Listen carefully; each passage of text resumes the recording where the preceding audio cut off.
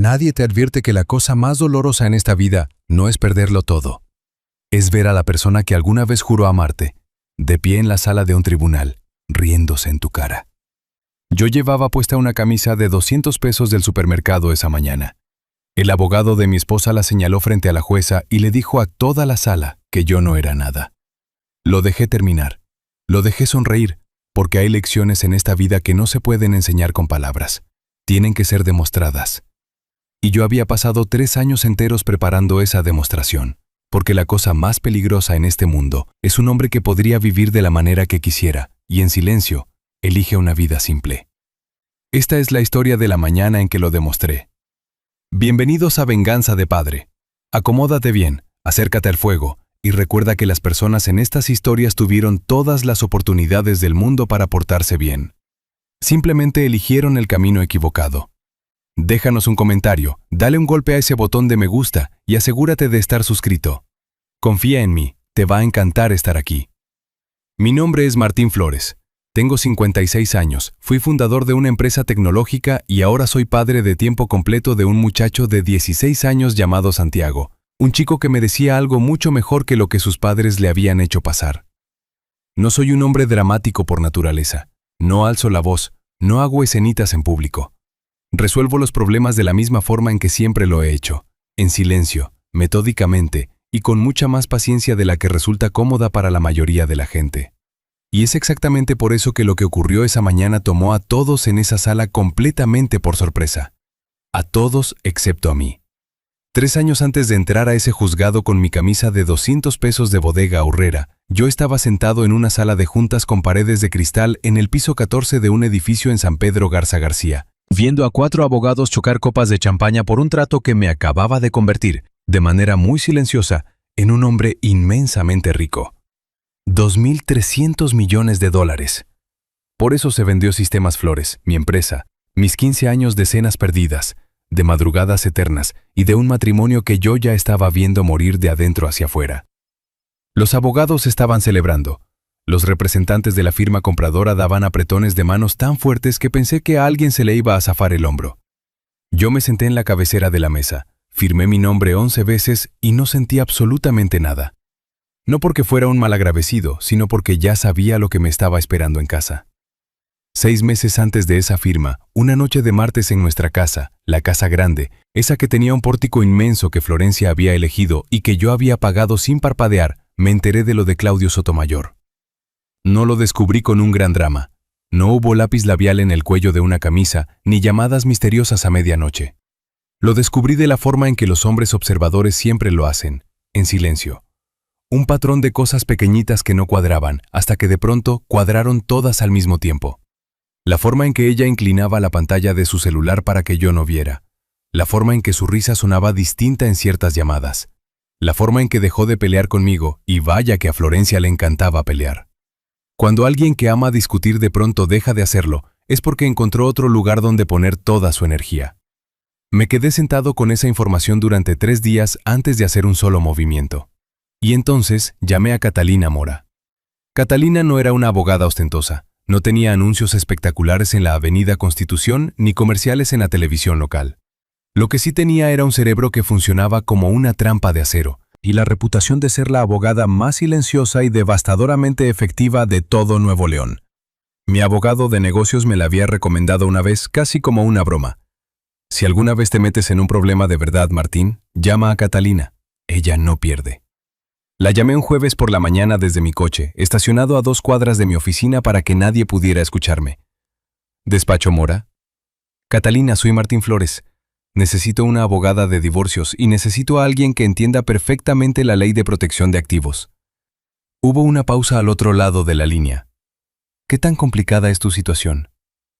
Acabo de vender mi empresa por 2.300 millones de dólares y mi esposa se está acostando con el hombre que la va a representar en mi contra. Un silencio sepulcral. Y luego, señor Flores, no mueva nada, no diga nada y no deje que ella sepa que usted lo sabe. Lo veo el lunes a primera hora. Ese fue el principio. Lo que Catalina y yo construimos durante los meses siguientes no fue una venganza. Quiero ser muy claro con eso. Fue arquitectura pura. Movimos mis activos de manera legal, transparente, con cada transacción documentada hacia un fideicomiso privado. Todo por la vía legal, blindado, el tipo de reestructuración que toma meses y deja un rastro de papel tan limpio que rechina de lo impecable que es. Mientras eso sucedía, tomé otra decisión que sorprendió incluso a Catalina. Acepté un trabajo como oficinista de archivo médico en el Hospital San José. ¿Qué quieres hacer qué? Catalina me miró al otro lado de su escritorio como si le hubiera sugerido saltar de un paracaídas sin cuerda. Archivista médico. Un sueldo modesto, seguro social, muy normal. Martín, tú vales lo que Florencia y Claudio puedan encontrar, le dije interrumpiéndola. Es lo que yo elijo dejar en la superficie. Que encuentren a un oficinista que gana 15,000 pesos al mes. Que construyan todo su caso sobre ese hombre. Esa es la cosa más brillante que he escuchado en mi vida, dijo ella lentamente. ¿O has estado viendo demasiadas películas? Ambas cosas pueden ser ciertas. Ella se rió a pesar de sí misma. Luego volvió al trabajo. Me mudé a un departamento de 2 habitaciones, no muy lejos del Colegio San Patricio, donde Santi estaba en tercero de secundaria. Nada lujoso. Limpio, funcional, un sofá que compré en una venta de liquidación, una mesa de cocina con una pata ligeramente más corta que las demás y una cafetera que tenía desde el 2019 que hacía un ruido como de animalito herido cada mañana. Amaba ese departamento. Florencia se quedó con la casa, se quedó con los coches, se quedó con la vida que, desde afuera, parecía una victoria rotunda. ¿Y Claudio? Oh, Claudio estaba lleno de confianza. Nunca había conocido al hombre en persona, pero conocía al tipo. Trajes caros, postura agresiva, la clase de abogado que trata a los juzgados como si fueran escenarios de teatro y a las partes contrarias como simple utilería para su espectáculo. Llamó a mi abogada una vez, al principio del proceso, antes de que se dieran cuenta de lo poco que sabían en realidad. Catalina me transmitió la conversación palabra por palabra. Dígale a su cliente, había dicho Claudio, que estamos dispuestos a ser razonables, pero si quiere jugar a los jueguitos, tenemos todo lo necesario para enterrarlo vivo. Catalina había hecho una pausa. Le pasaré el mensaje. Me llamó inmediatamente después. Él cree que lo tiene todo. Lo sé, le respondí. Eso es lo que me preocupa. ¿Por qué no te preocupa eso? Porque un hombre que cree que ya ganó, deja de buscar lo que se le ha escapado. Ella se quedó callada de nuevo. Hacía mucho eso cuando hablaba conmigo. Martín, quiero preguntarte algo y necesito que seas honesto. Adelante. ¿Estás bien? O sea, ¿realmente bien? Lo pensé por un segundo. Estoy mejor de lo que he estado en años, dije, y lo decía en serio. Lo que nadie te dice sobre vivir una vida simple cuando no tienes la obligación de hacerlo, es lo clarificador que resulta. Me despertaba a las 6 de la mañana todos los días, hacía que mi cafetera quejumbrosa se ganara su lugar, manejaba mi Toyota Corolla 2017 hasta el hospital, archivaba expedientes, comía mi almuerzo de una bolsa de papel en mi escritorio, regresaba a casa, y 2 veces por semana, todos los miércoles y todos los sábados, sin excepción alguna, pasaba a recoger a Santi. Ese muchacho era mi única razón de ser. Santi era la clase de niño que lo notaba todo, demasiado inteligente para su propio bien, y lo suficientemente grande para sentir la tensión entre sus padres sin ser lo suficientemente mayor para ponerle nombre. Tenía mis ojos, la terquedad de Florencia y una risa que genuinamente podía iluminar un día oscuro. Me presenté a cada uno de sus eventos escolares con ropa sencilla. Nunca me perdí una junta de padres en el Colegio San Patricio. Una vez llevé unos frijoles charros con la receta de mi abuela a un convivio escolar y otros 3 padres me pidieron la receta. Florencia llevó una ensalada de pasta comprada en el súper, servida en un tazón de diseñador. Nadie pidió esa receta. Claudio y Florencia, mientras tanto, se estaban poniendo cómodos. Demasiado cómodos. Hubo mensajes interceptados a través de canales legales donde se burlaban de mí abiertamente. Grupos de WhatsApp que incluían a la hermana de Florencia y a 2 de sus amigas. Pasó de dirigir una empresa a archivar papeles en un hospital. Da lástima. Al menos sabemos que no puede pagar un abogado de verdad. Este va a ser el caso más fácil que Claudio haya llevado jamás. Leí cada uno de esos mensajes. Tomé capturas de pantalla de todo y no dije absolutamente nada. La noche antes de la audiencia, extendí mi sencilla camisa del supermercado sobre la cama. Blanca, simple, sin logotipos. El tipo de camisa que dice, no estoy tratando de impresionarte, que era exactamente el punto. Catalina llamó a las 9:15 de la noche. Martín, todo está en su lugar. La documentación del fideicomiso, las finanzas forenses, las órdenes de protección de activos, Todo presentado y sellado. Tomó aire.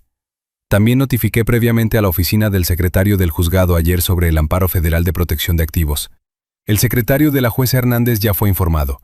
En el momento en que tu nombre toque ese registro, sabrán exactamente lo que están viendo. Sonreí al escuchar eso. Así era Catalina, siempre 3 pasos por delante. Y la queja ante el Colegio de Abogados contra Claudio, presentada hace 14 días, con acuse de recibo certificado confirmado. Bien, dije, ¿estás seguro de que quieres ir vestido como...? Sí, estoy seguro. Una pausa. Una cosa más. Deja que Claudio hable primero mañana. Déjalo dar su espectáculo. Ese siempre fue el plan. ¿No estás nervioso? Miré la camisa, la alicé una vez con la palma de mi mano. Llevo 3 años preparándome, le dije. La única persona que debería estar nerviosa mañana es el hombre que cree que ya sabe cómo termina esta historia.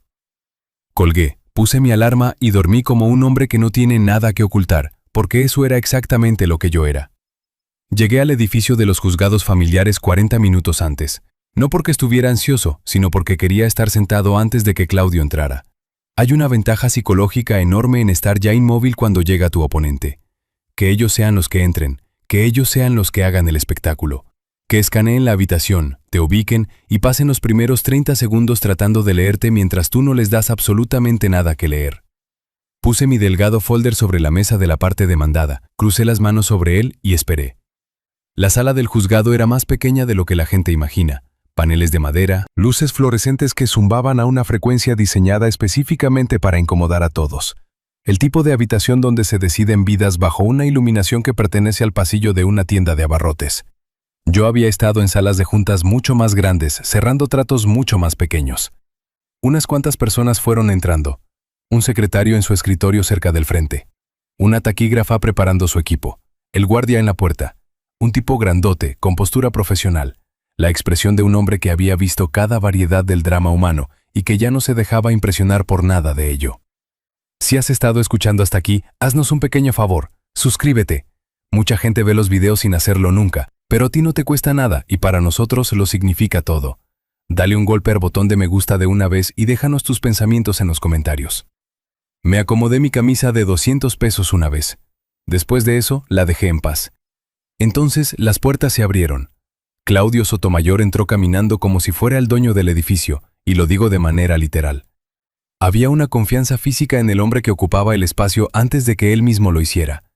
Traje color carbón hecho a la medida, zapatos que costaban más que mi renta mensual, una corbata color vino que gritaba, me visto así porque puedo. Tenía el tipo de mandíbula que parecía haber sido diseñada específicamente para perfiles de abogados en revistas. Florencia venía de su brazo. No literalmente, pero sí emocionalmente. Estaba vestida de manera impecable, el cabello perfecto, la expresión de una mujer que ya había escrito el final de esta historia y solo se había presentado para cobrar su premio. Claudio me ubicó de inmediato. Sus ojos bajaron a mi camisa y se quedaron ahí un segundo de más. Luego se inclinó hacia Florencia, le dijo algo en voz baja y ella apretó los labios para contener una sonrisa. Yo observé todo. No les mostré nada. Se acomodaron en la mesa de la parte demandante. Claudio ordenó sus documentos con la confianza pausada de un cirujano acomodando su instrumental. Tenía una gruesa carpeta de acordeón, 2 libretas de Gales y un portafolio de cuero que probablemente costaba más que mi cafetera y mi mesa de cocina juntas. Yo tenía un solo folder, delgado, ordinario. Él lo miró, luego me miró a mí. Y entonces sonrió de verdad. Que sonría, pensé. El telón se levanta en 10 minutos. La jueza Cristina Hernández entró y el guardia llamó al orden en la sala. No era lo que uno esperaría. A mediados de sus 50, cabello plateado recogido de manera pulcra, lentes de lectura colgando de una cadena delgada. El tipo de rostro que había procesado décadas de desesperación humana sin perder ni su agudeza ni su sentido de la justicia. Se sentó, acomodó sus materiales y miró hacia ambas mesas, con la calma de alguien que no tenía absolutamente ningún otro lugar en el que preferiría estar, y cero paciencia para perder el tiempo. Estamos aquí por el asunto de Flores contra Flores, dijo. Abogado de la parte demandante, puede proceder. Claudio se puso de pie como si hubiera estado esperando este momento toda su carrera. Y le voy a reconocer esto al hombre. Era bueno. Era genuina, profesional y devastadoramente bueno. Expuso su caso con la suave confianza de alguien que había hecho esto 100 veces. Sacó los registros financieros, los que ellos creían que eran míos, y guió a la jueza Hernández a través de ellos con la calma ensayada de un hombre que tiene una flor imperial en la mano. Su señoría, el demandado en este asunto presenta un panorama financiero bastante simple. Un salario anual equivalente a 180,000 pesos, sin ahorros significativos, sin activos sustanciales, obligaciones de deuda que superan su ingreso mensual por... Hizo una pausa dramática para causar efecto. Casi un 40%. Florencia asentía levemente en la mesa de los demandantes. Asentimientos pequeños. Los asentimientos de una mujer viendo cómo un plan se ejecuta a la perfección. Claudio no había terminado. Este tribunal debe saber que el demandado llegó hoy, y aquí se giró, solo un poco, hacia mí, con una camisa que se vende por 200 pesos en el supermercado, mientras su hijo asiste al Colegio San Patricio con colegiaturas que, demostrablemente, este hombre no puede pagar. Su señoría, mi clienta ha cargado con esta familia emocional y financieramente durante años, mientras que el demandado... ¿Mientras yo qué? Pensé. Sigue, Claudio. Ya casi llegas a la parte donde todo se derrumba. No ha contribuido con nada de sustancia y no le ofrece a este menor un futuro estable. Estamos solicitando la custodia total, manutención financiera completa y una revisión exhaustiva de cualquier supuesto activo que este demandado afirme poseer. Se sentó, se alisó la corbata. Florencia soltó un suspiro de alivio. El público en la sala murmuró. La jueza Hernández me miró por encima de sus lentes. Tenía los ojos de alguien que ya había notado algo que Claudio no. Demandado, dijo ella. Su nombre completo para el registro, por favor. Me enderecé en mi silla. Hablé de forma clara, con calma, de la forma en que hablas cuando has estado esperando 3 años para pronunciar unas cuantas sílabas. Martín Flores. La sala no explotó, no hubo jadeos de asombro, simplemente cambió, como cambia la presión del aire justo antes de una tormenta. Como ese silencio específico que cae sobre una habitación cuando algo importante acaba de suceder y solo 2 personas saben de qué se trata. La pluma de la jueza Hernández dejó de moverse. Ahora, esto es lo que Claudio no sabía, lo que Florencia no sabía, lo que nadie en esa sala sabía excepto yo y un secretario judicial que había recibido un informe muy específico de Catalina Mora la tarde anterior. El secretario ya había sacado el amparo federal sellado el día previo, ya había confirmado el nombre, ya había colocado la documentación certificada en un sobre cerrado sobre el escritorio de la jueza Hernández antes de que el tribunal abriera esa mañana. Y ya se lo había explicado en sus cámaras antes de que Florencia o Claudio pusieran un pie en el edificio. La jueza Hernández no estaba descubriendo nada en ese momento, lo estaba confirmando.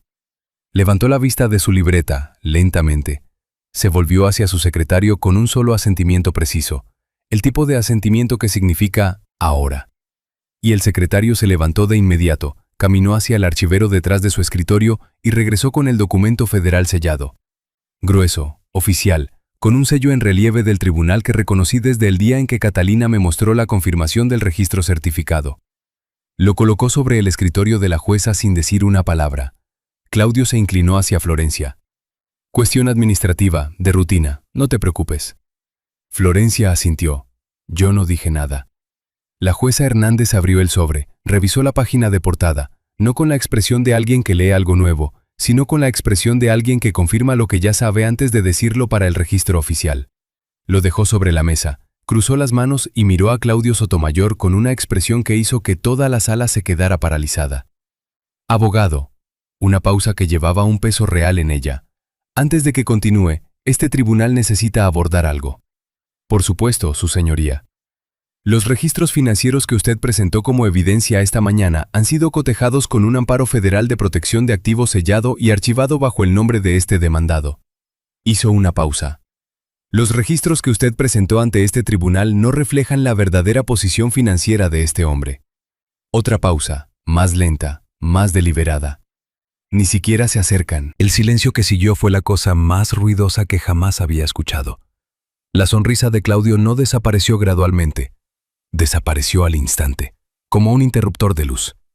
Un momento estaba ahí, al siguiente ya no. Se volvió hacia Florencia. Florencia se volvió hacia él. ¿Qué significa eso?, susurró ella.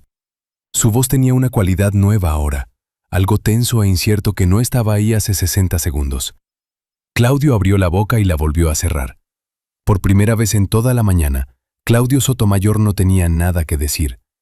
Y yo, Sentado con mi camisa de 200 pesos, con las manos cruzadas sobre mi delgado folder, pensé, ni siquiera hemos abierto la carpeta todavía. Hay un tipo de silencio muy específico que solo existe en los juzgados.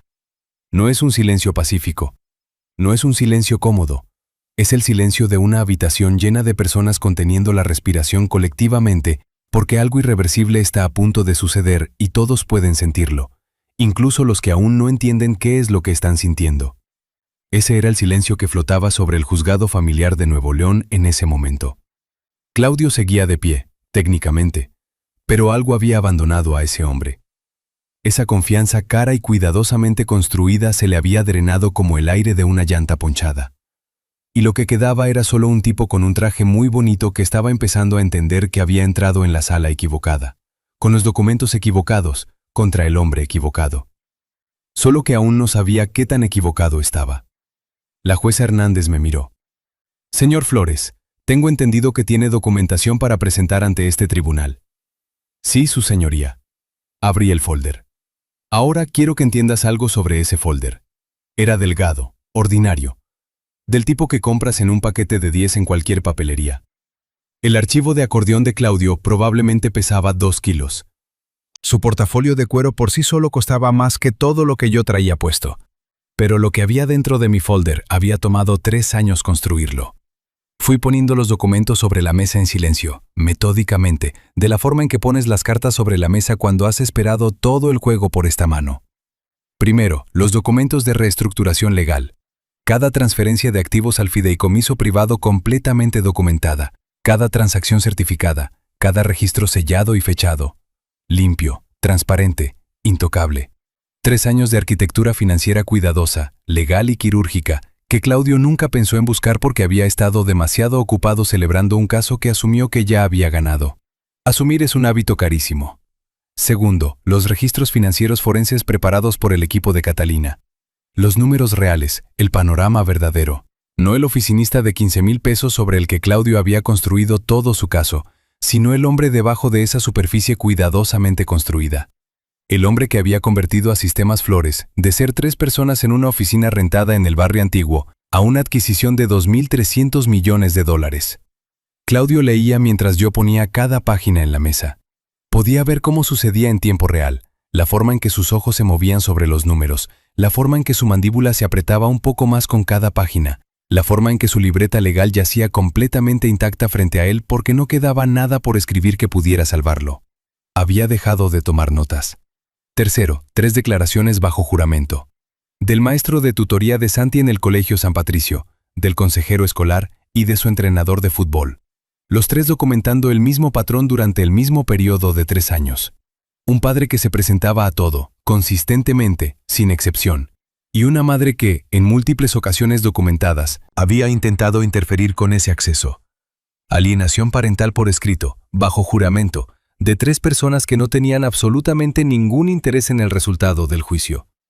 Florencia soltó un pequeño sonido en la mesa de los demandantes. No palabras, solo un sonido. El sonido de alguien que siente cómo el piso se abre bajo sus pies. Bien, pensé. Sigue leyendo. Entonces coloqué el último documento sobre la mesa. Lo deslicé lentamente. Sin drama, sin espectáculo. Sin hacer contacto visual con Claudio para telegrafiar lo que venía. Solo papel. Su señoría, el documento final es una queja formal presentada ante el Colegio de Abogados de Nuevo León hace 14 días, contra el abogado de la parte contraria, documentando la presentación deliberada de evidencia financiera fabricada en estos procedimientos. El acuse de recibo certificado es la última página. La sala no murmuró esta vez. Se quedó completa, absoluta y perfectamente inmóvil. Claudio se puso de pie tan rápido que su silla raspó contra el suelo. Ese sonido agudo y feo de la madera contra la loseta que hizo que 3 personas en el público se estremecieran. ¡Objeción! Estos documentos están registrados y certificados ante este tribunal hace 14 días, su señoría. Mi voz era calmada, casi conversacional. El recibo certificado es la última página, como mencioné. La jueza Hernández ya estaba leyendo. Claudio alcanzó el documento con las manos ligeramente temblorosas.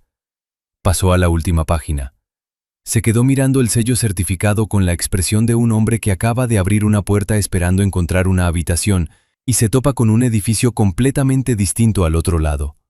Le temblaban las manos. Miró a Florencia. Florencia le devolvió la mirada. Y en ese único intercambio de miradas, sin palabras, sin gestos, solo dos personas viéndose a los ojos, vi cómo toda su alianza se partía por la mitad como concreto viejo. Y ese fue el momento en que las puertas del fondo de la sala se abrieron. Catalina Mora entró caminando como si tuviera todo el tiempo del mundo. No era una mujer dramática por naturaleza.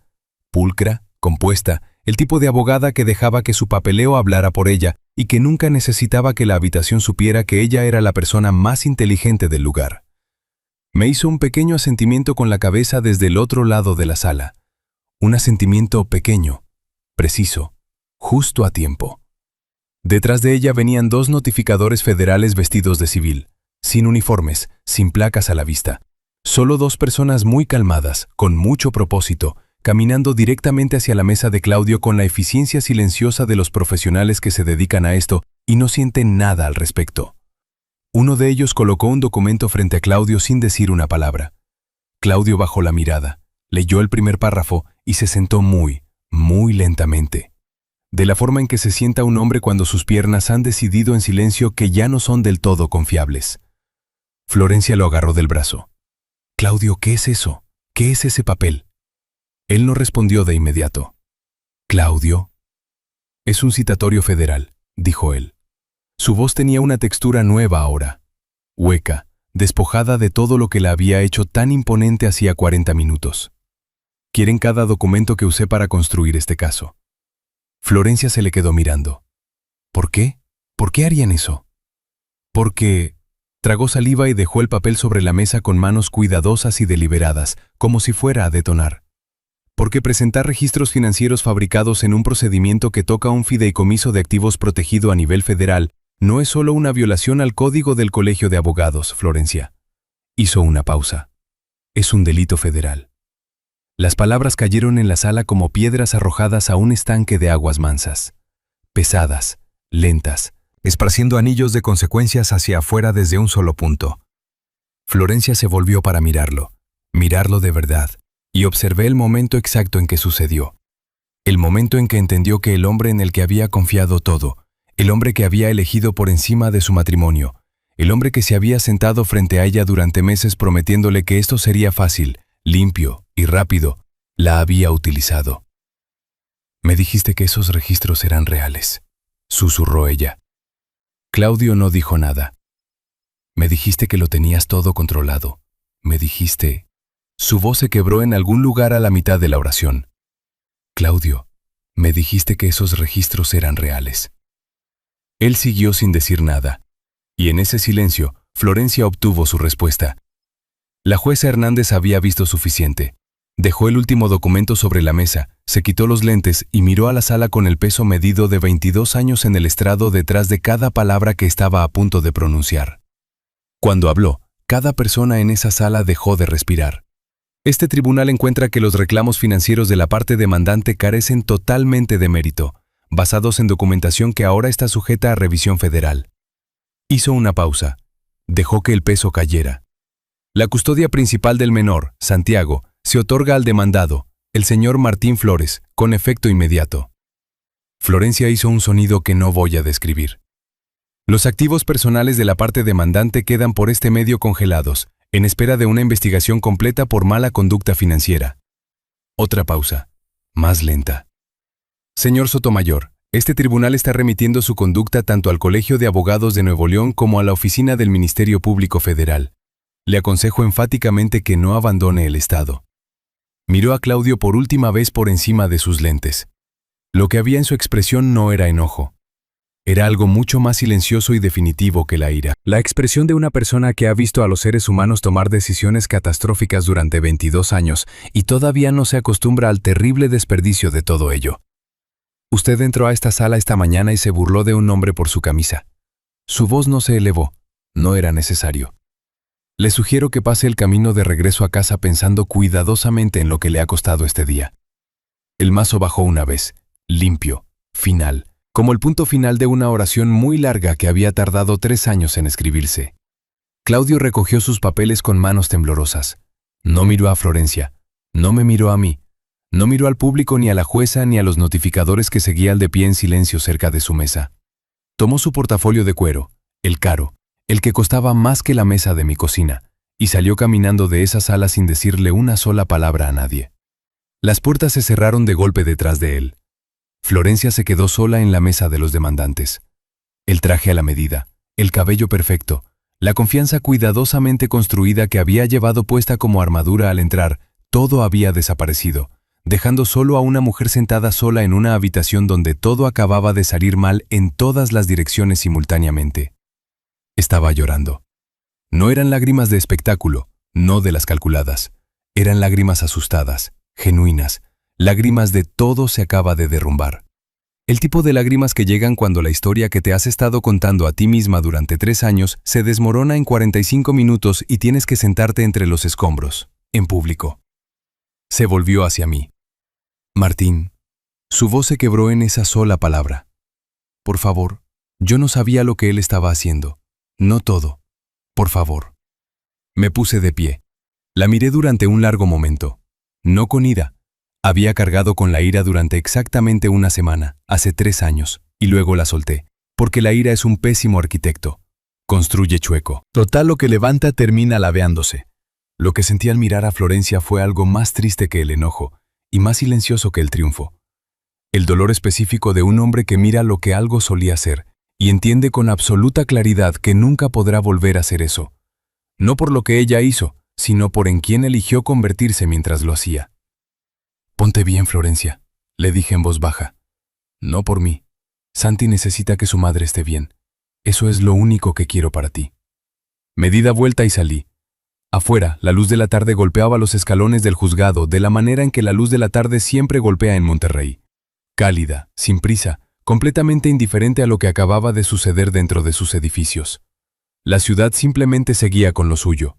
El tráfico en Constitución, la radio de alguien sonando a lo lejos. Una tarde normal que no tenía idea de que acababa de ser el día más importante de mi vida. Me paré en el escalón más alto, tomé aire lentamente y dejé que se quedara en mis pulmones por un momento. Había terminado. 3 años de paciencia, 3 años de almuerzos en bolsas de papel, de una cafetera quejumbrosa y una mesa de cocina con una pata chueca. 3 años de presentarme con ropa sencilla a los eventos escolares, mientras Florencia y Claudio intercambiaban mensajes de texto burlándose, absolutamente seguros de sí mismos. 3 años de no decir nada mientras otras personas lo decían todo. Terminado. Santi estaba esperando al pie de las escaleras. 16 años. La mochila colgada de un solo hombro, como usan las mochilas los adolescentes. Como si la correa fuera más una sugerencia que un compromiso estructural. Estaba tratando de leerme la cara de la misma forma en que había tratado de leerme la cara toda su vida. Porque este muchacho lo notaba todo, siempre lo había hecho. «Papá», se despegó del barandal. «¿Ganaste?» Bajé los escalones y le pasé el brazo por los hombros. «No entré ahí para ganar, Santi». Me miró hacia arriba. «Entonces, ¿a qué entraste?» «A decir la verdad». Pensó en eso por un segundo. Ese silencio particular que hace cuando está procesando algo genuinamente en lugar de solo dejarlo pasar. ¿Cuál es la diferencia entre ganar y decir la verdad? Me miré la camisa, la alicé una vez con la mano. Ganar se trata de ti, le dije. La verdad se trata de algo mucho más grande que tú. Él asintió lentamente. Aún no lo entendía por completo. Y estaba bien, tenía tiempo. Y ahora, nosotros también lo teníamos. Caminamos hacia mi Toyota Corolla 2017, sin choferes privados, sin champaña, sin momentos diseñados para el consumo de los demás ni para la validación de nadie.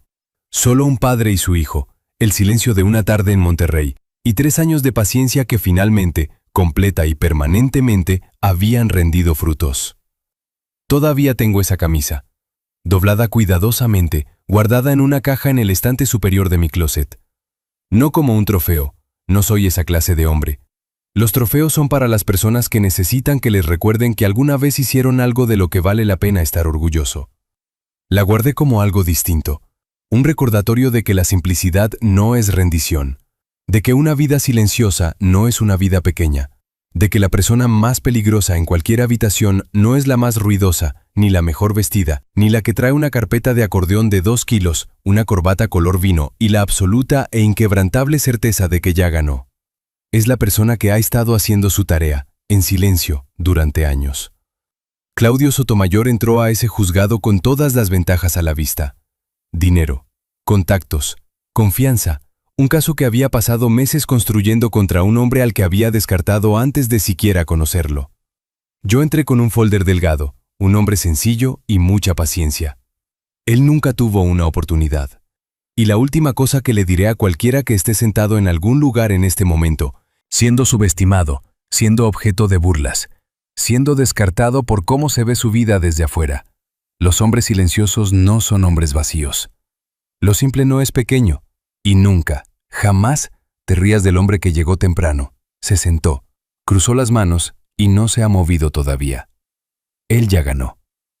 Si disfrutaste esta historia, únete a nuestra comunidad golpeando ese botón de me gusta y suscribiéndote para más historias reales, crudas y centradas en la familia. Y como siempre, gracias por ser parte de Venganza de Padre. Nos vemos en la próxima.